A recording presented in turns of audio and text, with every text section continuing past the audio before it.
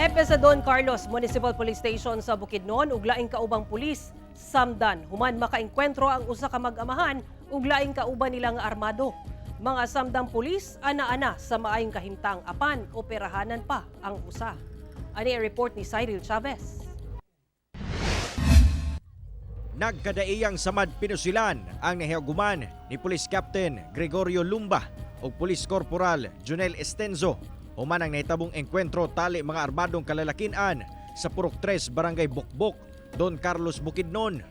Ang insidente nahitabo pasado alas 7 Miyerkules sa gabi nga miresulta sa pagkaangol sa duha ka pulis. Sigon sa PNP, gireport kanila sa mga residente sa barangay nga duna sila'y nadungog nga mga buto-buto sa pusil.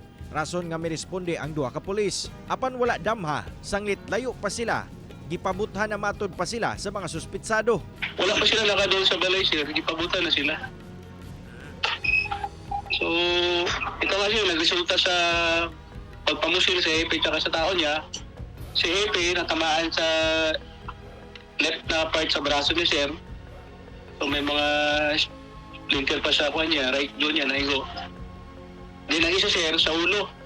Gilayong nanawag og backup ang maong mga pulis nga miresulta sa pagkasikop sa 72 anyos o 44 anyos nga mga sospek. Apan ang laing 44 anyos nga sospek nga anak sa 72 anyos nga sospek nakaikyas na recover gikan sa duha ka mga sospek ang usa ka granada og .38 caliber revolver. Gilayong gidala sa ospital ang duha ka nasamdang pulis og ana-ana sa luwas nga kahimtang. Apan nakatakda pang operahan si Police Corporal Estenzo aron makuha ang bala sa iyang agtang. Gilayon sab naglusad og hot pursuit operation ang PNP kung asa pasado alas 8 sa buntag adlong Huwebes ilang nadakpan ang anak sa sospek. Nakuha gikan kaniya ang usa ka improvised shotgun, .22 Squires Bingham ug laing air rifle nga gihimong caliber .22 rifle.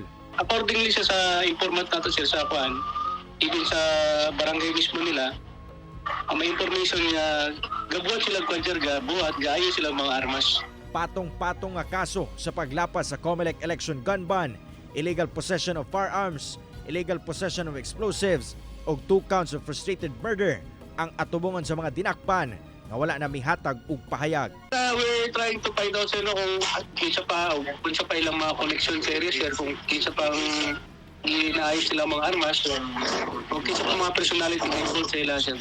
Kauban si Jaybert Pairat, Cyril Chavez, 1 Mindanao.